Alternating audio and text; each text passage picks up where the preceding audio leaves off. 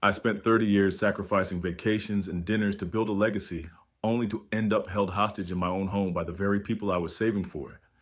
My daughter didn't just threaten to cut me off from my grandchildren. On Father's Day, she mailed a package to my front porch that forced me to call the police. I didn't yell. I walked into my office, logged into the banking portal, and with one click, I removed her as an authorized user on the credit card she was carrying. The next morning, she was standing at a grocery store checkout with a declined card while a tow truck was already on its way to repossess her luxury SUV. Before I reveal exactly what was hissing inside that cardboard box, let me know where you're watching from in the comments, and please subscribe if you believe that sometimes cutting a child off is the only way to save them. Dad, do you even understand that I need the money now, not after you die? The ceramic mug hit the oak floorboards and shattered into a dozen sharp, jagged pieces. Brown liquid sprayed across the beige rug Brenda had spent months saving to buy. Kendra's face was flushed a deep, unhealthy red, and her manicured hands were shaking not from fear, but from a rage that seemed to consume her entire body. I tightened my grip on the stack of legal papers in my lap. 30 years of careful saving. 30 years of saying no to vacations and new cars so I could build a legacy for my family. Now that legacy was being demanded like a ransom payment by my own daughter. Isaiah, I am not asking you. I am telling you.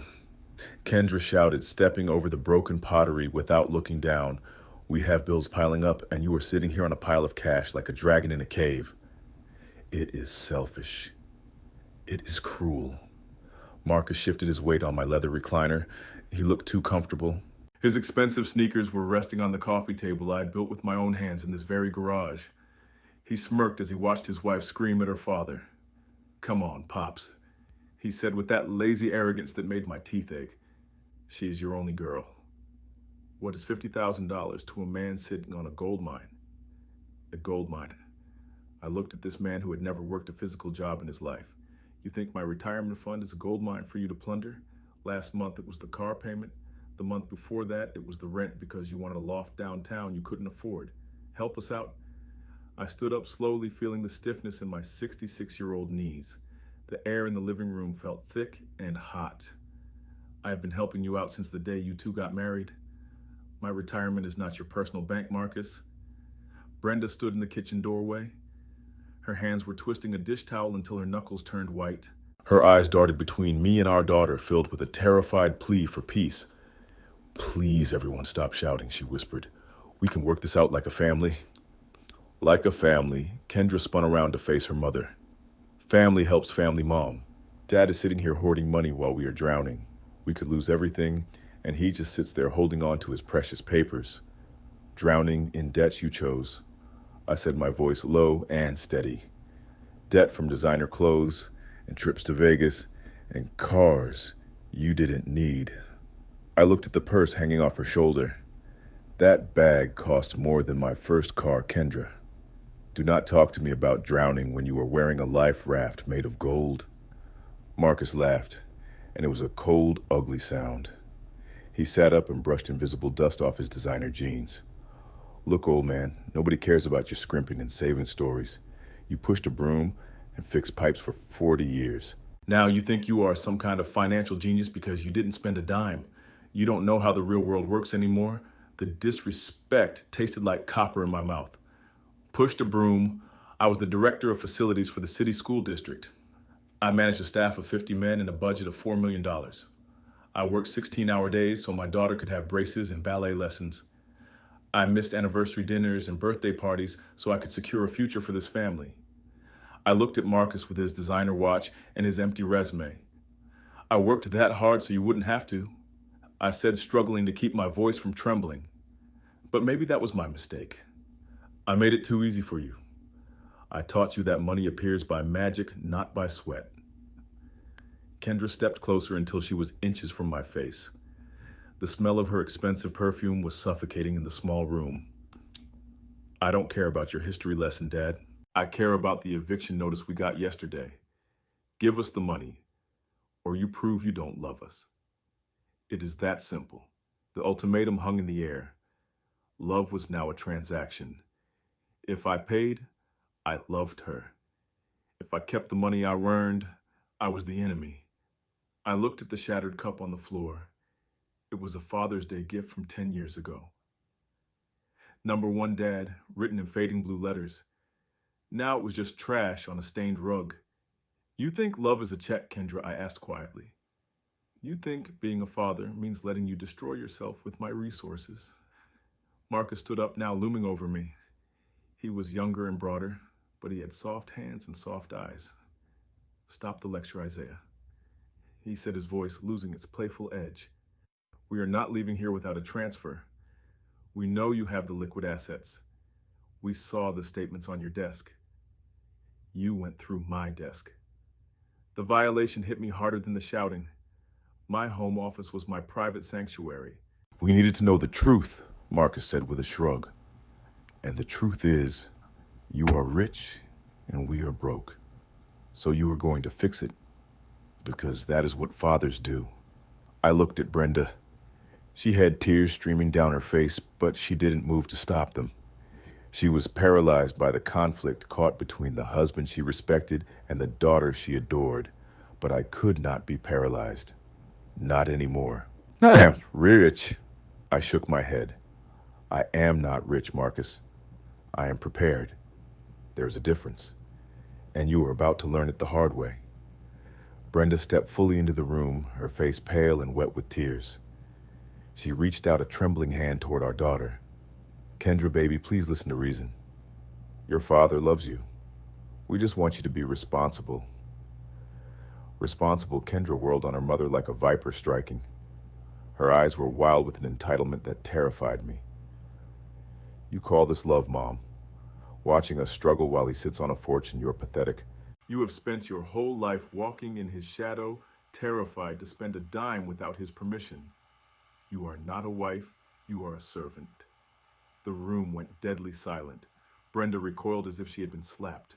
Her hand dropped to her side and her shoulders slumped in defeat. That was the moment something inside me snapped.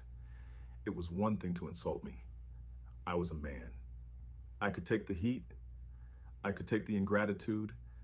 But to speak to her mother that way, the woman who had nursed her through fevers, who had sat up waiting for her to come home from prom, who had defended her every mistake for 30 years now, that was the line. I walked past Marcus, who tried to block my path with his puffed chest. I didn't even look at him. I marched to the front door and threw it open so hard the hinges groaned. The cool evening air rushed in, carrying the scent of cut grass and the distant sound of normal families living normal lives. Get out, I said. My voice was not loud, but it was hard as granite. Both of you get out of my house immediately. Kendra laughed, but the sound was brittle and nervous. You can't be serious. You are kicking us out. This is the house I grew up in. This is the house you are disrespecting, I replied. This is the mother you are abusing. I will not have it. Take your husband and your entitlement and leave my property. Marcus sneered and grabbed Kendra's arm. Come on, babe. Let's go. The old man is going senile. We don't need this aggravation. They walked to the door, but they didn't move with shame. They moved with the aggressive swagger of people who believe they are the victims. As they stepped onto the porch, Kendra stopped. She turned back to face me, and her face was a mask of cold calculation. She knew she had lost the battle for the check, so she decided to launch a nuclear war. Fine, Dad, she hissed. You want to save your money? You go right ahead. But understand this. If we walk out this door, you are walking out of your grandchildren's lives. My heart hammered against my ribs. Jasmine and Trey, my babies. The innocent ones in this mess. Kendra knew they were my weakness. She knew I lived for their weekend visits, for teaching Trey how to catch a ball, for reading stories to Jasmine. You wouldn't, I whispered. You wouldn't use your own children as leverage. Watch me, Kendra said, and her voice was dead calm. You don't pay. You don't play. Jasmine and Trey won't even remember your name by the time I am done. You will be a stranger to them. A stingy old stranger who didn't care enough to help their parents survive.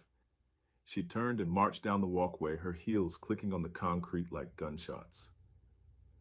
Marcus followed her, pausing only to spit on my perfectly manicured lawn before getting into their least luxury SUV. I stood in the doorway, paralyzed. I watched them back out of the driveway, tires screeching unnecessarily. I watched the red taillights fade down the street until they disappeared around the corner. The silence that followed was heavier than the shouting had been. It pressed down on my chest, making it hard to breathe. Brenda was sobbing softly in the living room. I closed the door and locked it. The click of the deadbolt felt final, like the closing of a coffin. I leaned my forehead against the cool wood of the door, trying to slow my racing heart. My grandchildren, my sweet, innocent grandchildren, held hostage by their mother's greed. I pushed myself away from the door and walked back toward the living room to comfort my wife, but my phone buzzed in my pocket. I pulled it out expecting a text from Kendra. Maybe an apology. Maybe a clarification. It wasn't a text. It was an alert from my credit card company. Authorization alert pending transaction. Merchant Reptile Kingdom. Amount $150. Time 7. 40 to 2 p.m. I stared at the screen. The timestamp was from 20 minutes ago, right? While we were arguing in the living room, Reptile Kingdom.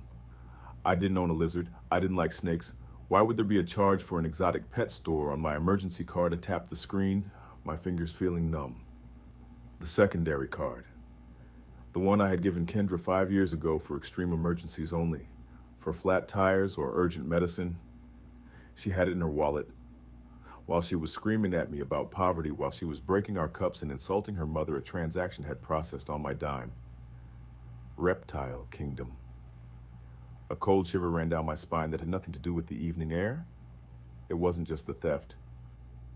It was the specific nature of it. Who spends $150 at a reptile store in the middle of a family crisis? I looked at Brenda, who was picking up the pieces of the shattered mug. Her hands were bleeding slightly where a sharp edge had cut her, but she didn't seem to notice. Isaiah, she asked, looking up at me. What is it? You look like you have seen a ghost. I slipped the phone back into my pocket. I didn't want to worry her more. Not yet. Not until I understood what was happening. Just a notification, Brenda, I said quietly. Just another bill. But as I knelt down to help her pick up the broken ceramics, I couldn't shake the feeling that the argument tonight wasn't the end of something. It was the beginning. And whatever my daughter had bought at Reptile Kingdom was coming for us. The house settled into a heavy, suffocating silence that felt more like a funeral home than the place where I had raised a family. Brenda had retreated to our bedroom, unable to face the empty living room where the ghost of our daughter's anger still lingered. I could hear her soft weeping through the ceiling, and every sob felt like a physical weight on my shoulders. I walked down the hallway to my home office and closed the door. This room was my sanctuary. It was a place of order and discipline where every book was aligned and every file was labeled. It was the command center from which I had steered our family ship through 30 years of storms. But tonight, it felt like the scene of a crime. I sat in my leather chair and woke up the computer. The blue light of the monitor washed over my hands. My fingers hesitated over the keyboard. Did I really want to know? Did I really want to see the autopsy of my own generosity? But the notification from Reptile Kingdom burned in my mind. If they were buying exotic pets while begging for rent money, I needed to understand the full scope of the lie. I opened the digital banking portal. The screen populated with numbers and dates. I pulled the physical file folder marked Kendra from the bottom drawer. It was thick, heavy, stuffed with the paper trail of my enabling. I laid the documents out on the mahogany desk. Here was the check for $20,000 for her wedding. A wedding she insisted had to be at the vineyard, not the church, because she needed the perfect photos for social media. I had worked overtime for 2 years to pay for that one day. Next to it lay the lease agreement for the luxury SUV. I had co-signed it because Marcus had no credit history. The payments were $600 a month. I had paid the last 4 of them because Kendra claimed Marcus was between contracts. Between contracts. I scoffed at the term. The man had never held a contract in his life. I turned back to the screen and clicked on the credit card statement. This was the card I had given Kendra when she was 25. It was strictly for emergencies. Tow trucks, urgent care visits, a hotel room if she was ever stranded. I scrolled past the Reptile Kingdom charge. I scrolled back 1 month, then 2, then 6. The pattern emerged slowly like a picture developing in a dark room. It wasn't one big purchase that drained the account. It was the death of 1,000 cuts. $50 to a site called Golden Chip, $75 to Vegas Virtual, $100 to Lucky Strike. I clicked on the transaction details. These weren't investments. They weren't business expenses for Marcus's imaginary startups. They were online gambling sites. I felt a wave of nausea roll through my stomach. I pulled up the statement from 3 months ago. The same pattern appeared. Small charges that would fly under the radar if you weren't looking closely. 50 here, 80 there. I did the math in my head. In the last year alone, they had spent over $4,000 on digital blackjack and virtual slots. $4,000. I looked at the unpaid electric bill Kendra had mailed me last week with a sticky note that said, "Please, Dad, we are freezing." They weren't freezing. They were gambling. I picked up the tuition receipt for Trey's private school. I paid that too. I paid it because Kendra said the public schools weren't good enough for her genius son. But looking at these gambling charges, I realized the truth. They didn't care about Trey's education. They cared that I paid for the education so they could use their own money to chase a jackpot that would never come. I was not a father to them. I was not a mentor or a guide. I was a financier. I was an ATM machine that gave hugs. My hands shook as I printed the statements. The printer hummed and spat out page after page of evidence. Each sheet was a testament to my own blindness. I had let this happen. I had believed the lies because I wanted to believe my daughter was just unlucky, but luck had nothing to do with it. This was theft. They were stealing from my retirement to feed a vice, and when I finally said no, they threatened to take my grandchildren away. I picked up the statement with the Reptile Kingdom charge again. $150. Tonight. While screaming at me about starvation, what did they buy? A lizard? A turtle? And why buy it on the night they were evicted? The logic didn't hold up. Unless it wasn't a pet. Unless it was something else. I looked at the family photo on my desk. Kendra, at her high school graduation, smiling and holding her diploma. I remembered how proud I was that day. I thought she was going to conquer the world. Instead, she had married a man who convinced her that the world owed her a living. I stacked the papers into a neat pile. The evidence was undeniable. The financial bleeding had to stop.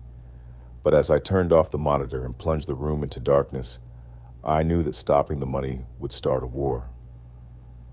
And I had no idea what kind of weapon they had just bought for $150. The days that followed were not measured in hours, but in the depth of the silence that filled our home. Tuesday dragged into Wednesday like a wounded animal. The house felt too big without the noise of the grandchildren. No cartoons blaring from the television, no scattered toys on the rug, no phone calls asking what we were having for dinner. I sat in the living room on Wednesday evening staring at the phone in my hand. It was 7 o'clock. This was our time. For 5 years, I'd called Jasmine and Trey at 7 o'clock to say goodnight. It was a ritual as sacred as Sunday service. I dialed Jasmine's number. My thumb knew the pattern by heart. It rang once, then a sharp click, then nothing. The automated voice was cold and mechanical. "The subscriber you have dialed is not accepting calls at this time." I lowered the phone slowly. My hand was shaking. Not accepting calls. It was a clinical way of saying my daughter had built a wall between me and the people I love most in the world. She had pressed a button and erased me from their lives. I tried Trey's tablet number. The same result. Not accepting calls. The pain was physical. It started in my chest and radiated out to my fingertips. She was really doing it. She was using innocent children as soldiers in her war for my wallet. Brenda walked into the room carrying a basket of laundry she hadn't folded. She looked at me, and she looked at the phone, and she knew. Her face crumbled. "Just pay them, Isaiah," she whispered. Her voice was thin and brittle like dried leaves. "Just give them the money. I don't care about the principal. I don't care about the gambling. I just want to see my babies. I looked at my wife of 40 years. She'd aged 10 years and 3 days. The light was gone from her eyes, replaced by a desperate, hollow hunger. Brenda, I said gently, standing up to meet her, we cannot do that. Why not? She cried, dropping the laundry basket. Towels spilled onto the floor, but she didn't notice. We have the money. We have savings. Why are you being so stubborn? Is your pride worth more than seeing Trey grow up? Is being right worth losing, Jasmine? It is not about pride, I said, grabbing her shoulders to steady her. It is about survival. Look at the facts, Brenda. They spent $4,000 on gambling in 6 months. They are not asking for help. They are asking us to fund an addiction. She shook her head, closing her eyes against the truth. I don't care. I don't care what they spent it on. I just want the phone to ring. I just want them to come over for Sunday dinner. Please, Isaiah, fix it. You always fix it. I pulled her into my arms, but her body remained stiff and unyielding. She was angry with me. She blamed me for the silence because I was the one who had finally said no. If I pay them now, Brenda, I said, speaking into her hair, I am teaching them that blackmail works. I am teaching them that they can hold our grandchildren hostage whenever they want a new car or a trip to Vegas. So if we pay the ransom now, we are just funding the kidnappers. They will do it again next month. And the month after that, she pulled away from me, wiping her eyes with the back of her hand. Then what do? We just sit here and die alone in this big empty house. We wait. I said, though the word tasted like ash. We wait for them to realize that we are not targets. We wait for them to be adults. Thursday came and went without a word. Friday passed in a blur of gray rain and silent meals. Every time the phone rang, Brenda jumped, but it was always a telemarketer or a neighbor. The disappointment on her face was a knife in my gut. I spent my time in the garage organizing tools I didn't need to organize. I sharpened lawnmower blades. I sorted screws by size. I did anything to keep my hands busy so I wouldn't pick up the phone and transfer the money just to stop my wife's crying. But the doubt was there. It whispered in my ear when I lay awake at night. was I being too hard? Was Marcus right? Was I a miser, hoarding wealth while my family suffered? Then I would remember the credit card statement, the reptile kingdom charge, the online casinos, and the resolve would harden in my chest again like concrete. Saturday morning arrived with a cruel sunshine that mocked our mood. Tomorrow was Father's Day. Usually the house would be buzzing with preparations. Kendra would be calling to ask what I wanted to eat. The kids would be making clumsy handmade cards with glitter and glue. This year there was nothing, just the hum of the refrigerator and the ticking of the clock on the mantel. I walked into the kitchen to find Brenda staring at the calendar. She had drawn a red circle around Sunday months ago. Now she was staring at it like it was a tombstone. Maybe they will surprise us, she said softly, not looking at me. Maybe they are just cooling off. They wouldn't miss Father's Day, Isaiah. Kendra knows how much it means to you. I wanted to believe her. I wanted to believe that the daughter I raised, the girl who used to sit on my shoulders at the parade, was still in there somewhere, buried under the layers of entitlement and Marcus's influence. We will see, I said, pouring my coffee, but do not get your hopes up, Brenda. Hope hurts too much when it breaks. She turned to me, and for the first time in days, there was a spark of anger in her eyes. You have already decided, she said. You have decided they are monsters. But they are just desperate, Isaiah. People do stupid things when they are scared. Sending us a bill for gambling debts is not fear, Brenda, I said. It is greed. She walked out of the kitchen, leaving her coffee untouched. I stood alone in the sunlight, listening to the silence of my home. I checked my phone again. Still blocked. Still nothing. I didn't know then that the silence was deliberate. I didn't know that while we were mourning the loss of our family, they were planning a celebration of their own. A special delivery was making its way through the postal system. A box with air holes. A package that would shatter whatever hope Brenda had left and prove once and for all that desperation had nothing to do with it. Sunday morning arrived with a stillness that felt heavy on my skin. The sun was shining with a brilliance that felt mocking against the gray mood inside our home. I sat on the front porch with a mug of coffee that had gone cold in my hand, watching the neighborhood wake up to Father's Day.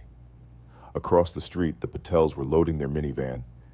I saw their children running across the lawn, carrying colorful wrapped gifts and laughing with that pure, unburdened joy that I used to hear in my own backyard.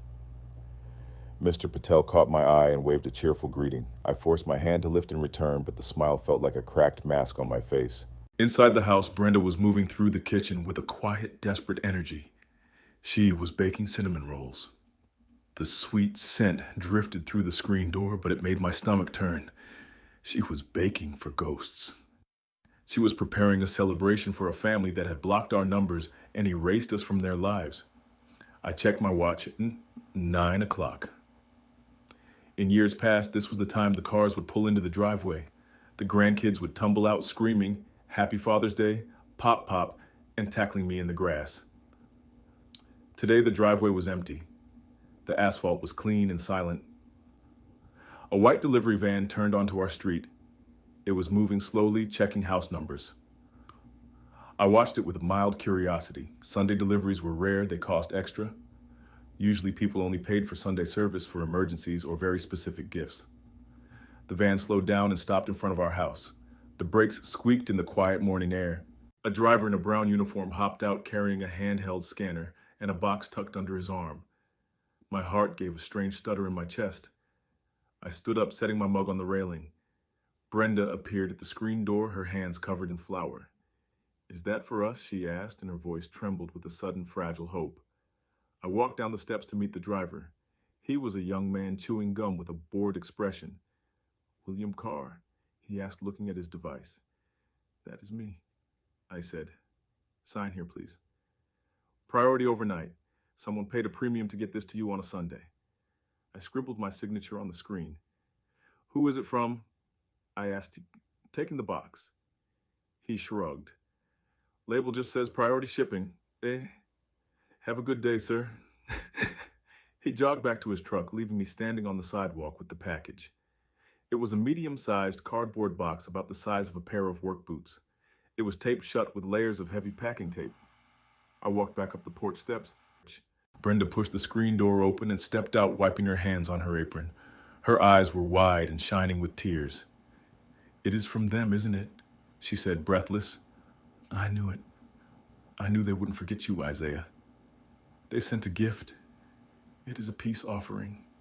She reached for the box, but I pulled it back slightly. Something felt wrong. The box was light, but the weight shifted inside it in a strange way. It didn't feel like clothes or a gadget. It felt unbalanced.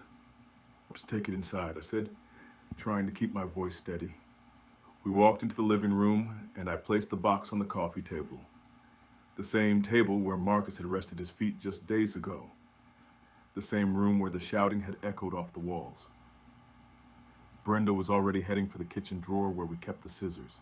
She was practically vibrating with relief. "See," she said over her shoulder.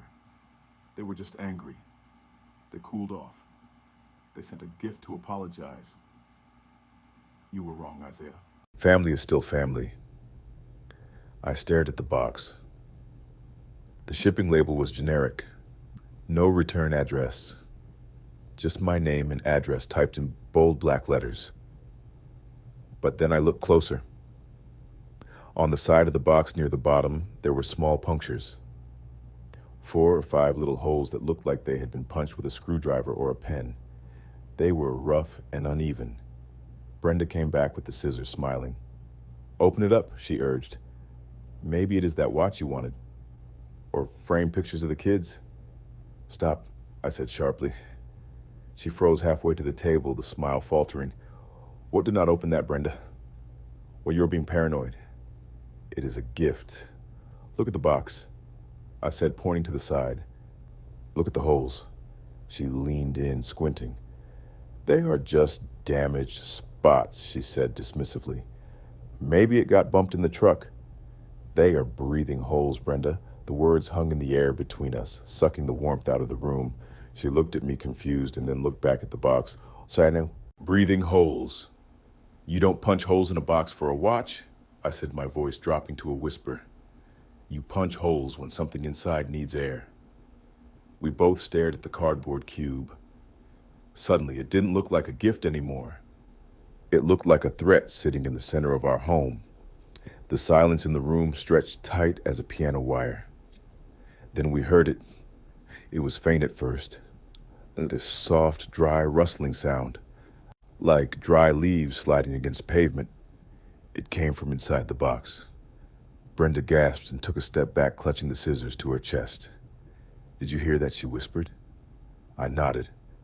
I couldn't move. My mind was racing, connecting dots I didn't want to connect. The credit card charge. Reptile Kingdom. $150. Sunday delivery. The rustling stopped. Then came a sound that sent a spike of pure ice straight into my marrow. A hiss. It was long and low and unmistakably aggressive. It wasn't the sound of a kitten or a puppy. It was a primal sound. The sound of something that lived in the grass and struck without warning. Brenda's face went white. Oh my God, she breathed. Isaiah, what is in there? I backed away, slowly reaching for her arm and pulling her with me. We retreated toward the hallway, putting distance between us and the coffee table. The box sat there innocent and brown and terrifying. Whatever it is, I said, my voice grim, it is not a peace offering. The box shifted. We saw it move. Just a fraction of an inch, but it moved. Something inside was coiling and uncoiling, pushing against the cardboard walls. The credit card charge flashed in my mind again. Reptile Kingdom. They didn't send me a gift, Brenda, I said, and the realization made me feel sick. They sent me a message. Another hiss erupted from the box, louder this time, angry. I reached into my pocket and pulled out my phone. My hands were trembling, not from age, but from a rage so hot it felt like it could burn the house down. Call the police, Brenda whispered, her eyes locked on the box. I was already dialing, but as I listened to the ringtone, I wasn't thinking about safety. I was thinking about my daughter. I was thinking about the little girl I had raised who was now capable of sending a living nightmare to her father on the one day of the year meant to honor him. This wasn't desperation. This was war. And the enemy was already inside the house. Namshiwamun. What is your emergency? The operator's voice was calm and detached, a stark contrast to the panic rising in my throat. I gripped the phone tighter, turning my back to the living room as if I could block out the reality of the box sitting on my coffee table. My name is William Carr. I am at 1247 Maple Street. I received a package via courier about 10 minutes ago. It has no return address. Sir, is the package damaged? Is there smoke or wires? I said, trying to keep my voice from cracking. It is not a bomb. It is alive. There are holes punched in the side, and I can hear hissing coming from inside. Hissing. The operator paused, like a gas leak. No. Like an animal. Like a snake. There was a moment of silence on the line. I could hear the faint click of typing in the background. Brenda was standing in the doorway to the kitchen, clutching her apron like a shield. Her eyes were fixed on the box, wide with a terror that broke my heart. So I'm dispatching an officer to your location now, along with animal control. Please evacuate the room immediately. Close the door if you can and wait outside. Do not attempt to move or open the package. We retreated to the kitchen, closing the French doors that separated it from the living room. The glass panes offered a clear view of the coffee table. The box sat there brown and innocent in the morning sunlight, but now it felt like a landmine. 10 minutes stretched into an eternity. Brenda paced the linoleum floor, her slippers making a soft shuffling sound. Who does this? She whispered over and over. Who sends a snake to their parents? I didn't answer. I couldn't. The answer was too painful to speak aloud. The credit card charge burned in my memory. Reptile Kingdom. $150. My daughter hadn't just bought a pet. She had weaponized nature itself. Blue lights flashed through the front window, bouncing off the walls of our dining room. There were no sirens, just the silent arrival of authority. A police cruiser pulled into the driveway, followed closely by a white van marked County Animal Control. I went to the front door. Sergeant Daniels was already walking up the path. He was a big man with a shaved head and eyes that had seen too much domestic ugliness, and he didn't smile. "Mr. Carr," he asked. "Yes." "It is in the living room." He motioned for the animal control officer to follow. The man in the gray uniform carried a long pole with a hook on the end and a heavy plastic crate. He looked bored, like this was just another Tuesday.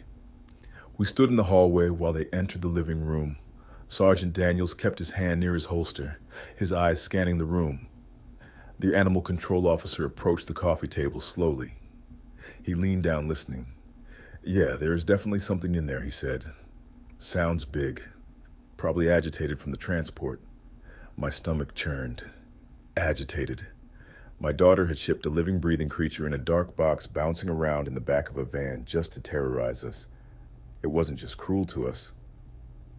It was cruel to the animal. The officer used a box cutter to slice through the heavy packing tape. The sound of the tape ripping was loud in the quiet house. Brenda hid her face in my shoulder, unable to watch. "Careful now," the officer muttered. He used the hook to lift the flaps of the cardboard. For a second, nothing happened. Then, with a speed that made me jump back, a dark shape lunged upward. The snake was thick and patterned with brown and tan blotches. It was at least 4 feet long. It struck at the hook, hissing with a sound like escaping steam. Its tongue flicked rapidly, tasting the air of my living room, tasting the fear. "Whoa, easy there, buddy," the officer said, expertly maneuvering the hook to pin the snake gently against the side of the box. "It is a python. Ball python, by the looks of it. Not venomous, but they can give you a nasty bite if they are scared. And this guy is terrified." He lifted the snake out. It coiled around the pole, muscular and heavy. Brenda peeked out from behind me and let out a small strangled sob. "Is it poisonous?" she asked, her voice shaking. "No, ma'am," the officer said, guiding the snake into the plastic transport crate. "Just a constrictor. Common pet. But you don't ship them like this. This is illegal transport. Animal cruelty for sure." He clicked the locks on the crate. The snake struck the plastic wall from the inside, making a loud thud. Sergeant Daniels stepped forward, taking out a notebook. "Mr. Carr, do you have any idea who sent this?" The question hung in the air. I looked at the empty cardboard box on the table. The packing peanuts were scattered on the floor. It looked like the aftermath of a violent act. "I know who sent it," I said, my voice flat. "Do you have proof? Or just a suspicion? Or does I have a credit card notification?" I said, pulling out my phone. "A charge for $150 at a store called Reptile Kingdom. It was authorized on my secondary card. The card my daughter carries." Sergeant Daniels stopped writing and looked up. His expression shifted from professional curiosity to something softer. "Pity." He looked at me with pity. "Your daughter sent this?" he asked. I nodded. The shame was hot on my face. Shame that I had raised someone capable of this. Shame that a police officer had to witness the depth of my family's dysfunction. She was angry because I cut her off financially, I explained. "We had an argument. She said I would regret it." Sergeant Daniels looked at the crate where the snake was still coiled and hissing. "This is not just anger, Mr. Carr. This is harassment. This is using a biological agent to induce fear. In the eyes of the law, this is a threat." I looked at Brenda. She was staring at the crate, her hands trembling. She looked old, defeated.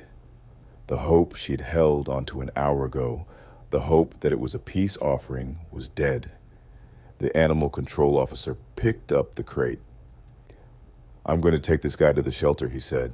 "We will scan him for a microchip, but I doubt we will find one. Someone bought this thing for one purpose: to scare the hell out of you." They walked toward the door, the heavy boots echoing on the hardwood. Sergeant Daniels paused at the threshold. "Mr. Carr," he said, "you have the right to press charges. For the credit card fraud, for the harassment, for the animal cruelty. Do you want to file a report?" I looked at the empty space on the wall where I had taken down Kendra's graduation photo 3 days ago. pressing charges against my own child. It went against every instinct I had as a father. But then I looked at my wife wiping tears from her face in the kitchen. I looked at the terror that had replaced the peace in my home. This wasn't a prank. It was an assault. I need to make sure I said. I need to hear her say it. Sergeant Daniels nodded. I will give you some time. But sir, don't let them get away with this. People who do this kind of thing, they don't stop. They escalate. He closed the door, leaving us alone in the silence. The house felt violated. The air felt dirty. I looked at the packing tape on the floor, curled like the skin of a shed reptile. Brenda walked over and sat on the sofa as far away from the coffee table as she could get. She didn't say a word. She just stared at her hands. I walked to my desk and picked up the phone. My hand wasn't shaking anymore. The fear was gone, replaced by a cold, hard clarity. The daughter I loved didn't send that box. The daughter I loved died a long time ago. The woman who sent that snake was a stranger, and I knew exactly how to deal with strangers who attacked my family. I dialed her number. It rang once, twice. She picked up on the third ring. Dad? Hello? Her voice chirped through the receiver, bright and innocent.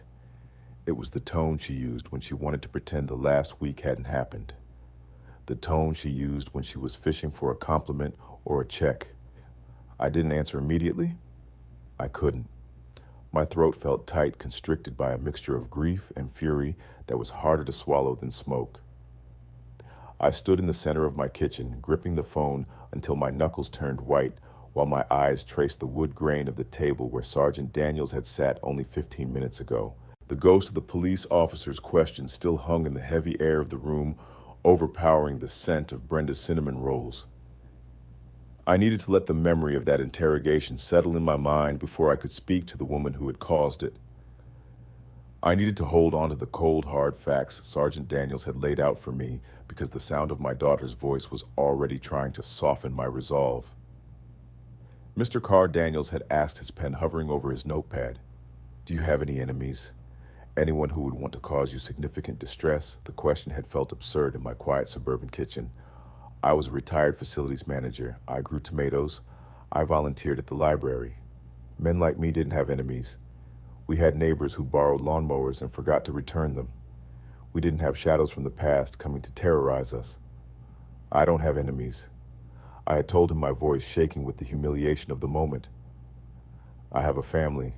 Daniels had looked at me then with that heavy, pitying gaze that made me feel small. He had tapped the screen of his tablet where he had pulled up the preliminary report. "Sir, this wasn't a random act.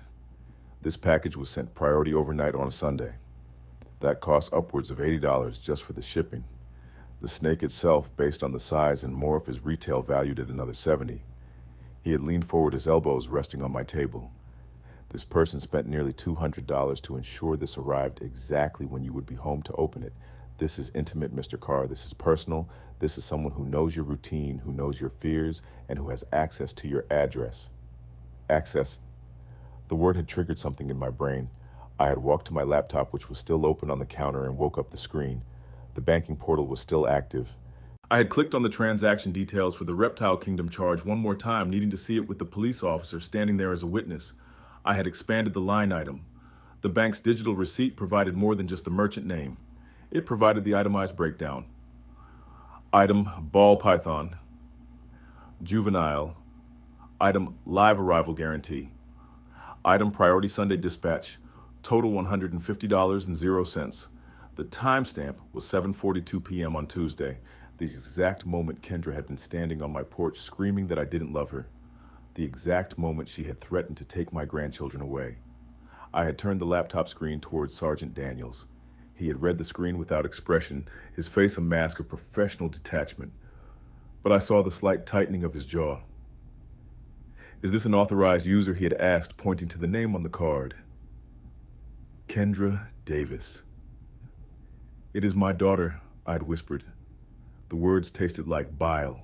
"I gave her the card for emergencies." Emergencies. The word echoed in my head now as I held the phone to my ear, listening to Kendra breathe on the other end. For 30 years, I defined emergency as a flat tire on a dark highway, or a prescription that couldn't wait until payday. I had defined it as safety. I had defined it as protection. But Kendra had redefined it. To her, an emergency was her father saying no. An emergency was the bruised ego of a woman who had never been told she couldn't have what she wanted. An emergency was the need to inflict pain on the people who loved her because they had dared to set a boundary. Sergeant Daniels had stood up then, closing his notebook with a snap that sounded like a judge's gavel. "Mr. Carr," he had said, pulling his cap back on, "you have a choice to make. You can treat this as a family dispute and we can walk away. Or you can treat this as what it is: financial fraud, harassment, animal cruelty." I looked at Brenda. She was scrubbing the kitchen counter with a ferocious intensity, her back to us. She was trying to scrub away the reality of what had just happened. She was trying to clean the stain of the police visit from our lives. But I knew some stains didn't come out. If I file a report, I had asked, my voice barely audible, what happens to her. Daniels had paused his hand on the doorknob. "An investigation is opened. We interview the vendor. We pull the shipping records. If the evidence holds, she could face misdemeanor charges for the animal transport and potential felony charges for the credit card fraud, depending on the amounts. It is not a light road to walk, sir, but sometimes it is the only road that leads to a stop sign." He had left us with a case number written on a small yellow card. Case number 402B. That was what my daughter had reduced our relationship to. A case number, a police file, a statistic in a database of domestic disturbances. I looked at the laptop screen again. The transaction was still there, glowing in neon blue pixels. It wasn't just a number. It was the hours I'd worked to earn that money. $150. That was 10 hours of overtime when I was 40, fixing a burst pipe in the high school basement while freezing water soaked my boots. That was 3 days of skipping lunch to save for the down payment on this house. That was the sweat off my back and the ache in my joints. She hadn't just stolen my money, she had stolen my labor. She had taken the time I had sacrificed away from her as a child, the time I had spent working to provide for her, and she had used it to buy a weapon to hurt me. The betrayal wasn't just in the theft, it was in the contempt. She thought so little of me, of my work, of my love, that she could use the fruit of my labor to mock me. She thought I was so weak that a snake in a box would make me crumble. She thought I would be so terrified that I would open my checkbook just to make the fear go away. But she was wrong. I wasn't terrified. The fear had left the building with the snake. What was left in its place was a cold clarity that felt like steel in my spine. I wasn't a victim. I was a witness. And I had all the evidence I needed. Dad Kendra's voice came again, slightly sharper this time. "Are you there? The signal is weird." I closed my eyes and took a deep breath, inhaling the scent of cinnamon and lemon polish. I let the memory of the police officer's pity fade. I let the image of the snake striking the crate fade. All that remained was the transaction on the screen and the voice of the woman who had made it. "I am here, Kendra," I said, and my voice surprised me. It didn't shake. It didn't waver. It sounded like the voice of a stranger who was done being a father and was ready to be a judge.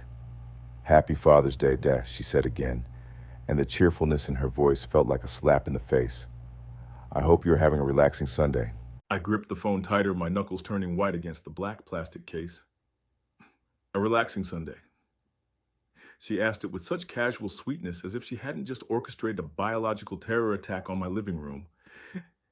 As if Sergeant Daniels wasn't currently driving away with a case number that bore our family name. "It has been an eventful morning, Kendra," I said, keeping my voice low and even. "I received a package a few minutes ago." A package. Her tone pitched up at the end, a perfect performance of surprise. "We didn't send anything, Dad. You know how tight money is right now. We can barely afford groceries, let alone gifts." The lie came so easily to her. It rolled off her tongue with the smooth, practiced rhythm of a sociopath. She didn't hesitate. She didn't stutter. She just lied. It was a priority box. I continued watching Brenda sitting on the sofa, her head in her hands. Overnight delivery. That is expensive, Kendra, especially for someone who can't afford groceries. There was a pause on the line, a silence that stretched just a second too long. I could almost hear the gears turning in her head, calculating how much I knew, calculating how to spin the narrative. Well, maybe it was a mistake, she said, her voice taking on a defensive edge. Or maybe someone else sent it. Why are you interrogating me? I called to wish you a happy holiday, and you are harassing me about mail. I closed my eyes. Even now, caught in the corner, she played the victim. She twisted reality until she was the one being persecuted. It wasn't a mistake, I said. The billing information on the shipping label matches my secondary credit card. The one you carry in your wallet? The silence on the other end was absolute. I had played my card. I had presented the evidence. I waited for the confession. I waited for the apology. I waited for her to break down and say she was sorry, that she was just angry and didn't mean to scare me. But that is not what happened. Instead, I heard a sound in the background. It was muffled at first, distant like someone speaking from across a room. Then it got closer. It was a voice, a male voice. Did he open it yet? It was Marcus. His voice was slurred, slightly thick with sleep or drink. I couldn't tell. Kendra hissed something at him, a sharp warning sound that the phone picked up clearly. He's on the line. I pressed the phone harder against my ears, straining to hear the truth that they were trying to hide. Ask him if he liked the pet, Marcus shouted, and this time he was close enough to the phone that his voice boomed in my ear. Ask the old man if he had a heart attack yet. And then he laughed. It wasn't a nervous laugh. It wasn't the uncomfortable chuckle of someone who had taken a prank too far. It was a wet, ugly sound. It was the belly laugh of a bully watching a smaller kid cry. It was a sound of pure, unadulterated malice. Did he wet his pants? Marcus wheezed out through his laughter. I bet he screamed like a little girl. I stood frozen in my kitchen. The world seemed to stop spinning. The hum of the refrigerator faded. The light from the window dimmed. All I could hear was that laugh, that cruel, satisfied laugh echoing through the phone line. My son-in-law found my terror amusing. My daughter was covering the receiver, trying to hush him, but she wasn't denying it. She wasn't outraged. She was just trying not to get caught. They were in this together. They had sat in their apartment, probably drinking wine I paid for, and planned this. They had ordered the snake. They had punched the holes. They had tracked the package online, waiting for the delivery notification, waiting for the moment they could picture me recoiling in fear. It was a game to them. My pain was their entertainment. The realization hit me with the force of a physical blow. It shattered the last remaining fragment of the father I used to be. The man who made excuses for them was dead. The man who believed they were just struggling was dead. The man who hoped for reconciliation was dead. Dad, Kendra came back on the line, her voice breathless. Ignore him. He is just joking. He doesn't know what he is saying. He knows exactly what he is saying, I whispered. And so do you. Dad, wait. You don't understand. I understand perfectly. You didn't send a gift, Kendra. You sent a message, and I received it loud and clear. I pulled the phone away from my ear. I could hear her tiny, tinny voice screaming my name. Dad, don't hang up. Dad, we need to talk. I tapped the red icon on the screen. The call ended. The silence rushed back into the kitchen, but it was different now. It wasn't empty. It was heavy with purpose. I looked at Brenda. She had lifted her head from her hands. She had heard the shouting on the other end. She had heard the laughter. She looked at me with wide, terrified eyes, waiting for me to crumble, waiting for me to ask her what to do. But I didn't crumble. He laughed, I said simply. Brenda flinched. Marcus. He asked if I had a heart attack. He thought it was funny. Brenda's face hardened. A subtle shift that I might have missed if I hadn't known her for 40 years. The sorrow in her eyes crystallized into something sharp. She stood up, brushing the invisible dust from her lap. She walked past me into the kitchen and picked up the rest of the cinnamon rolls.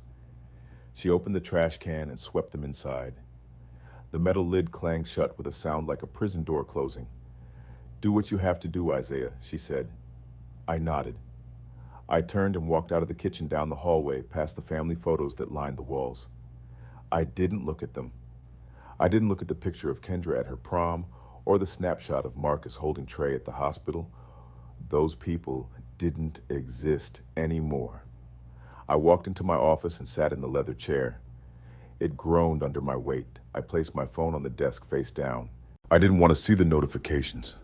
I didn't want to see the texts that were surely flooding in now. I reached out and pressed the power button on my computer tower. The machine hummed to life. The fans whirred. The screen glowed with a blue light that illuminated my face in the darkened room. I cracked my knuckles. It was a habit from my working days, a ritual before starting a difficult job. I wasn't a father right now. I wasn't a grandfather. I was a facilities manager facing a structural failure. I was a man who knew that when a pipe is rotten, you don't patch it with tape. You cut it out. You remove it completely before it floods the entire building. I opened the browser. My fingers hovered over the keyboard. I wasn't trembling. I wasn't crying. I felt a cold, clinical detachment. I typed in the address for the bank. I typed in the address for the utility company. I typed in the address for the leasing agency. The architect of justice was awake. And he had a lot of work to do. The computer screen glowed with a steady blue light that cut through the darkness of my office. It was the only illumination in the room. Outside the window, the sun had long since set, leaving the neighborhood in a silence that felt heavy and expectant. I sat perfectly still in my leather chair. My hands rested on the desk. They were steady. The shaking had stopped. The grief had evaporated. All that was left was the cold, mechanical precision of a man with a job to do. I logged into the main banking portal. The password was a string of characters I'd memorized 10 years ago. It granted access to the reservoir of my life's work, the savings, the checking accounts, the investment portfolios, the digital bloodstream that kept my family alive. I navigated to the credit card tab first. This was the immediate threat. This was the weapon they had used to hurt me. The screen displayed the balance, $2,400. The list of transactions scrolled down the page. Reptile Kingdom sat at the top, mocking me in bold black font. Below that were charges for liquor stores, online betting sites, a designer boutique. I clicked on the tab labeled Authorized Users. There was her name. Kendra Davis. I remembered the day I added her. She was 22. She had just graduated college. I wanted her to feel safe. I wanted her to know that if her car broke down in the middle of nowhere, her father was just a plastic swipe away. I had given her a shield. She had sharpened it into a sword. I moved the cursor to the button marked Remove User. The system popped up a warning box. Are you sure you want to remove this user? Their card will be deactivated immediately. They will no longer have access to this line of credit. I didn't hesitate. I didn't think about her standing at a grocery store counter with a declined card. I didn't think about her embarrassment. I thought about the snake hissing in the box. I thought about Marcus laughing. I clicked Confirm. The screen refreshed. Her name was gone. The link was severed. The piece of plastic in her wallet was now just a worthless scrap of chemicals. I moved to the checking account next. This was the heavy artillery. This was the recurring transfer that covered the rent on their downtown loft. $2,500 a month. They lived in a building with a doorman and a rooftop pool. I lived in a house with a mortgage I had paid off 20 years ago. I had subsidized their lifestyle because I wanted them to be comfortable. I wanted my grandchildren to have a safe home, but it wasn't a home. It was a casino. I selected the transfer scheduled for the 1st of the month. That was tomorrow. The timing was poetic. I selected cancel recurring payment. Again, the system asked me to confirm. Again, I thought of the holes punched in the cardboard box. Breathing holes. I clicked Yes. The line item vanished. The money remained in my account, $2,500 that would stay where it belonged. They would wake up tomorrow expecting the rent to be paid. They would wake up to an eviction notice instead. Next was the car lease, the luxury SUV that Marcus insisted was necessary for his image. I was the guarantor. The payments came directly from my secondary checking account because Marcus claimed he had trouble setting up the auto draft. I opened a new tab for the leasing finance company. I navigated to the payment options. Stop automatic payments. I clicked it. Then I opened the contact form. I began typing a message to the finance department, to whom it may concern. I am William Carr, the guarantor on the lease for the 2023 Range Rover. Please be advised that I am revoking my financial guarantee effective immediately. The primary driver, Kendra Davis, is solely responsible for all future payments. If payments are missed, please proceed with standard repossession protocols. I will assist in locating the vehicle if necessary. I read the message twice. It was formal. It was legal. It was devastating. I pressed send. The confirmation message appeared in green. Your request has been received. I sat back in my chair and took a sip of cold coffee. The silence in the house was profound. I was dismantling their lives with the click of a mouse. I was pulling the bricks out of the foundation they had built on my back. But I wasn't done. I went back to the credit card statement. I looked at the gambling charges. $4,000 in 6 months. Golden Chip, Vegas Virtual, Lucky Strike. These weren't emergencies. And this was theft. I clicked on the dispute transaction button next to the first gambling charge. Reason for dispute. The drop-down menu asked. I scrolled past billing error. I scrolled past merchandise not received. I selected the option that felt like a gavel coming down. Unauthorized use. A text box appeared. Please provide details. I typed slowly and clearly. The authorized user was granted access strictly for emergency purposes. These transactions for online gambling were made without the primary account holder's permission or knowledge.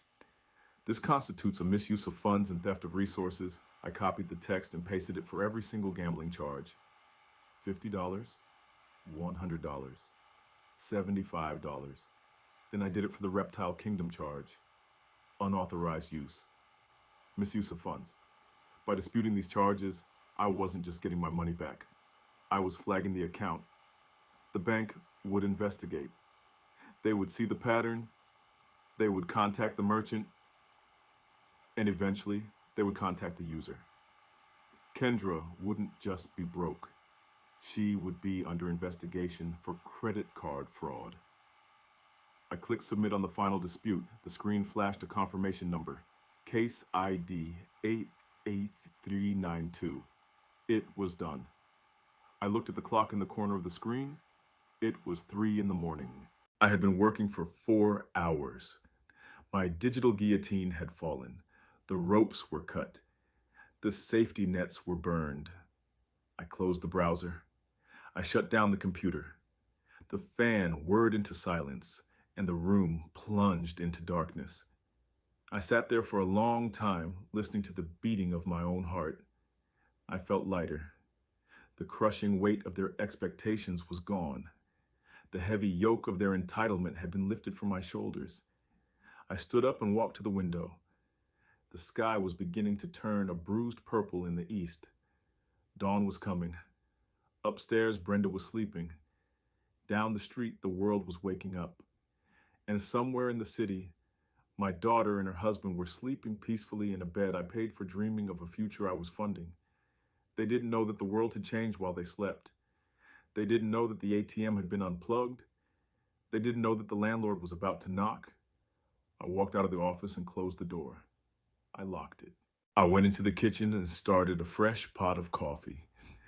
I watched the dark liquid drip into the carafe. I was ready. I knew they would come. I knew they would scream. I knew they would threaten.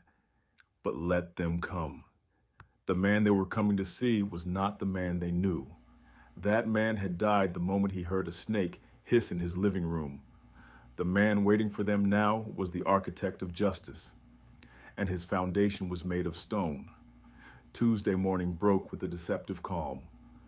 The sky was a brilliant, unblemished blue, and the birds were singing in the oak tree by the driveway as if the world hadn't fundamentally shifted on its axis.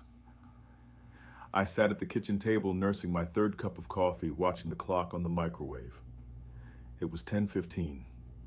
The banks had been open for an hour. The automated systems had run their cycles. The rent checks had been presented for payment. The credit card terminals were active. Brenda sat across from me. She wasn't drinking coffee. She was shredding a paper napkin into tiny white confetti, her eyes fixed on the driveway. She knew what I had done. I hadn't told her the specifics, but she felt the change in the atmosphere. She knew the safety net was gone. "They are going to be so angry," she whispered. I didn't look away from the window. Anger is a secondary emotion, Brenda. First comes the shock, then the panic, then the anger. We are waiting for the shock. As if on cue, my phone rang. It wasn't the soft chime of a text message. It was the jarring, continuous ring of a voice call. The caller ID flashed Kendra's name. I let it ring 3 times. I wanted her to sit in the feeling of not being answered. I wanted her to remember the blocked calls to my grandchildren. Then I picked up and pressed the speaker button. I set the phone in the center of the table. "Dad." Her voice was high-tight and vibrating with humiliation. "Dad, pick up. It is an emergency." "I am here, Kendra," I said, leaning back in my chair. "I am at the grocery store. I am standing at the checkout line with a cart full of food. The cashier just ran the card. It declined." She paused, waiting for me to gasp, waiting for me to apologize and fix the bank error. "It declined twice, Dad. There's a line of people behind me. It is humiliating. Transfer the money. Now. You need to call the bank and scream at them. They messed up the account." "The bank didn't make a mistake," I said. My voice was steady, level, and cold. "I removed you from the account, Kendra." The silence on the other end was absolute. It lasted for 5 seconds. I could hear the background noise of the supermarket, the beep of scanners, the murmur of other shoppers. "You what?" Her voice dropped to a whisper. "I removed you as an authorized user. You are no longer on the account." "But my groceries." "Dad, I have $300 of food in this cart. People are staring at me." "Fix it. Pay for it with your own money," I said. "Or put it back. You can't do this." She screamed, and I heard the rustle of the phone as she likely pulled it away from her face to shout, "You can't just cut me off in the middle of a transaction. We have bills. The rent is due today." "The rent payment has been canceled too," I said, "and the car lease guarantee." "You are lying. You are sick. Why are you doing this?" I looked at the empty spot on the coffee table where the snake box had sat. "Because of the package, Kendra. Because of the laughter I heard on the phone yesterday." She hung up. No goodbye. No apology. Just a sharp click of disconnection. I looked at Brenda. She had stopped shredding the napkin. She looked pale, but she nodded once slowly. "It begins," she said. 20 minutes later, the sound of an engine roaring down our quiet street shattered the morning peace. It was the Range Rover, the one I was no longer paying for. It swerved into our driveway with reckless speed, the tires crunching over the edge of the lawn I had spent years manicuring. Marcus was driving. He slammed the brakes so hard the heavy SUV rocked on its suspension. They were out of the car before the engine stopped turning. Kendra was marching up the walkway, her face blotchy with rage. Marcus was right behind her.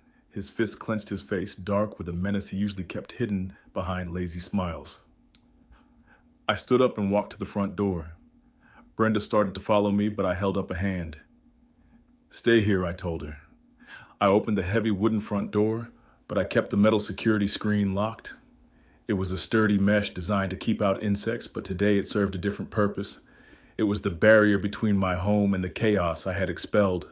"Dad, open this door," Kendra shouted, rattling the handle. I stood on the other side of the mesh, my arms crossed. No. "You are ruining us," she screamed. "The landlord just emailed. The transfer didn't go through. Do you know what happens if we miss rent? We get a notice. We get a late fee." Then I suggest you get a job, I said. Marcus stepped in front of her. He loomed close to the screen, his breath fogging the metal mesh. Listen, old man, you are playing a dangerous game. You think you can just pull the rug out from under us? After everything we have done. After everything you have done, I repeated. You mean the gambling? The $4,000 you stole from my retirement to play virtual slots? Or do you mean the snake you sent to terrorize your wife's parents? Marcus flinched. Just a fraction of an inch, but I saw it. He didn't think I knew about the gambling. He didn't think I had the spine to check the records. That is none of your business. He spat, trying to recover his bravado. That was an investment strategy. And the snake. That was a joke. You have no sense of humor. A joke, I said, letting the word hang in the air. Sending a predator to my house is a joke. Asking if I had a heart attack is a joke. Kendra pushed Marcus aside, pressing her face against the screen. Her eyes were wild. Dad, please. Stop this. We're family. You can't let us get evicted. What about Jasmine? What about Trey? Where will they sleep? There it was. The grandchildren card. The ace she always played when she was losing the hand. They can sleep in the home their parents provide for them, I said. Or, if you are unable to provide shelter because you spent your rent money on blackjack and pythons, then perhaps social services should be involved. Her jaw dropped. You wouldn't. I pulled a folded piece of paper from my back pocket. It was the yellow card Sergeant Daniels had given me. This is a police case number, I said, holding it up to the mesh so they could read the digits. Case number 492 BD, filed yesterday. It details the credit card fraud, the harassment, and the illegal transport of a dangerous animal. Marcus took a step back. His arrogance evaporated instantly, replaced by the shifting, nervous energy of a coward who realizes he has pushed too far. You called the cops? He asked, his voice losing its thunder. On your own, daughter. I called the police on the people who attacked my home, I said. The fact that they share my DNA is a tragedy, not a defense. Dad dropped the charges. Kendra pleaded, her voice shifting from rage to desperate manipulation in a heartbeat. Please. Marcus could lose his license. We could have a record. You are destroying our lives over misunderstanding. I am not destroying anything, I said. I am stepping out of the way. I am letting gravity do its work. You built this situation brick by brick. The gambling, the lies, the cruelty, the snake. It is all yours. I started to close the heavy wooden door. Wait, Kendra screamed, slamming her hand against the wood. You will never see them again. Do you hear me? If you close this door, you are dead to us. Jasmine and Trey will grow up hating you. I will tell them you abandoned them. I paused. The old Isaiah would have faltered. The old Isaiah would have opened the door and written the check just to stop the screaming, just to save the relationship. But the old Isaiah was gone. Tell them whatever you want, I said quietly. But one day they will grow up. They will ask questions, and I will have the records. I will have the bank statements, and I will have the police report. I looked at Marcus, who was already backing away toward the car, eyes scanning the street for police cruisers. Get off my property, I said, and don't come back until you are ready to pay me back every single dime you stole. I slammed the door. I threw the deadbolt. The sound echoed through the house like a gunshot. I stood there in the hallway listening. I heard Kendra screaming my name, muffled by the thick wood. I heard Marcus shouting something unintelligible. Then I heard the car door slam. The engine roared. The tires squealed against the pavement and then faded into the distance. The silence returned. I let out a breath I didn't know I was holding. My legs felt weak. My heart was hammering against my ribs. It was done. The confrontation I had feared for years was over. Brenda was standing at the end of the hallway. She had tears in her eyes, but she was standing tall. She walked toward me and wrapped her arms around my waist, burying her face in my chest. Is it over? She asked. The handouts are over, I said, resting my chin on her head. The abuse is over. But the war wasn't quite finished. I knew that. People like Kendra and Marcus didn't just go away. They would try to find a way around the wall. They would try to dig a tunnel. I needed to make sure the foundation was reinforced. I needed to make sure that even after I was gone, they couldn't claw their way back in. I gently pulled away from Brenda. "Where are you going?" she asked, wiping her eyes. I have one more appointment, I said, reaching for my car keys. I need to go see Evelyn Price. We need to talk about the will. Evelyn Price's office smelled of old paper and lemon polish. It was a scent that commanded respect. I sat in the high-backed leather chair across from her desk, watching her review the documents I had requested. Evelyn was a sharp woman in her 60s, with silver hair cut in a precise bob and eyes that didn't miss a decimal point. She had handled my mortgage payoff 10 years ago. Now she was handling the protection of my legacy.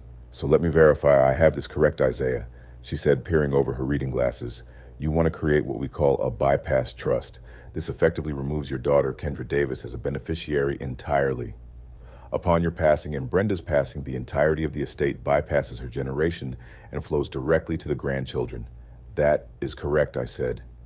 My hands were folded in my lap. They felt steady. Evelyn nodded, making a note on her legal pad. "And the stipulations for the grandchildren are specific. They cannot access the principal until age 25. And prior to receiving any distribution, they must complete a certified financial literacy course." "I don't want to hand them a winning lottery ticket, Evelyn," I explained. "I want to hand them a ladder. If they don't know how to climb it, they will just fall off. Kendra never learned to climb. That was my fault. I shielded her from every fall until she forgot gravity existed.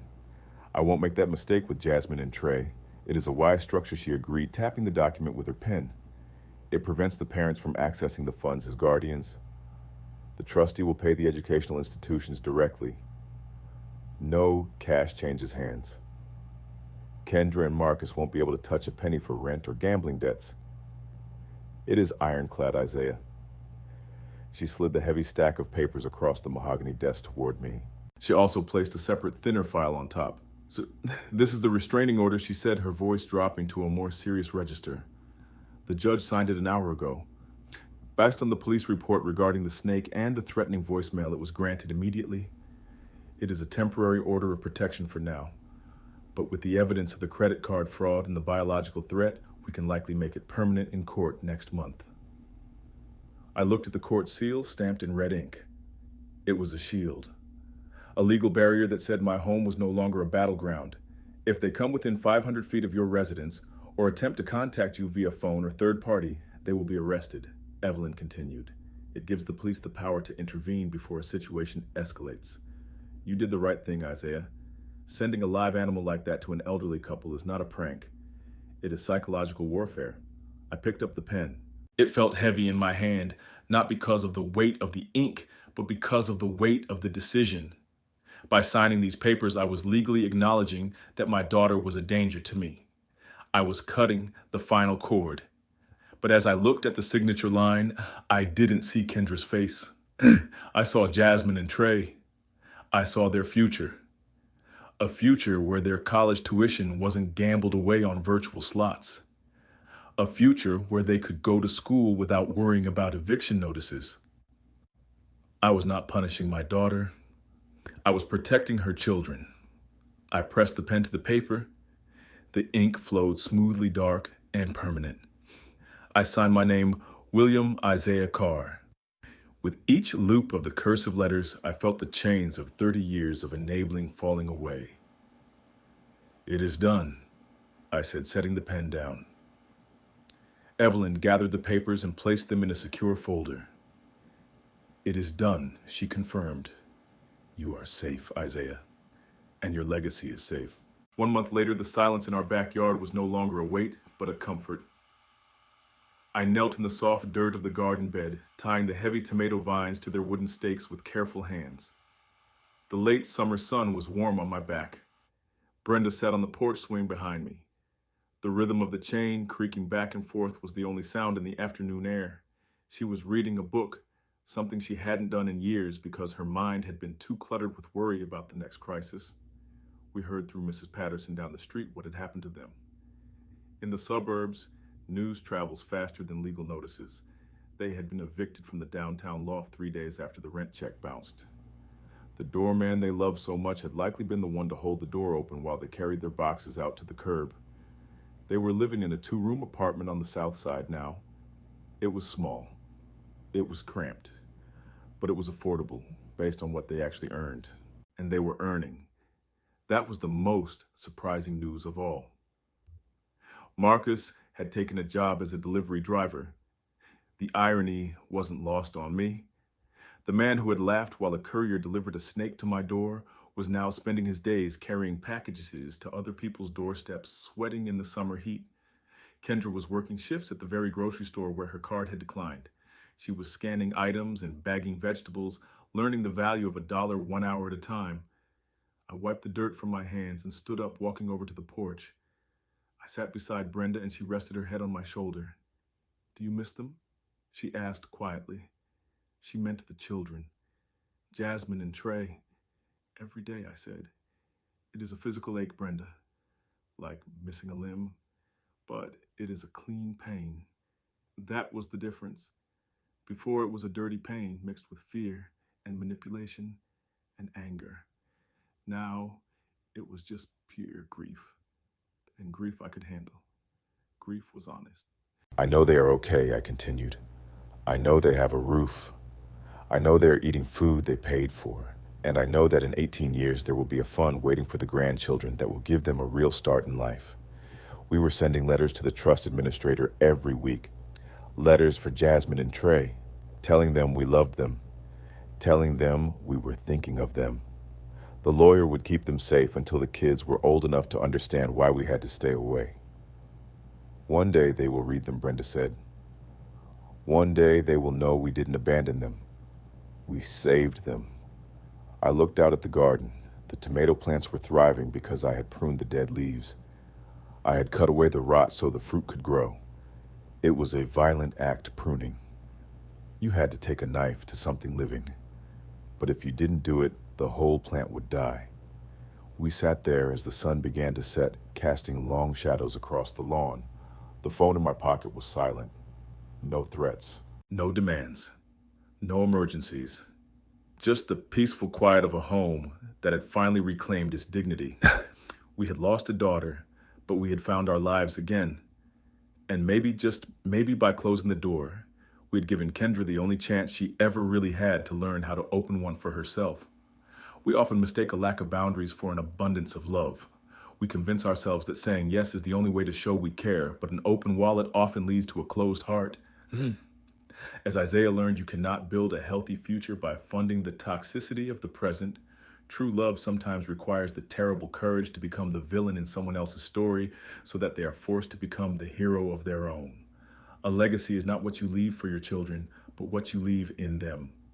If this story resonated with you, please hit the like button and subscribe for more.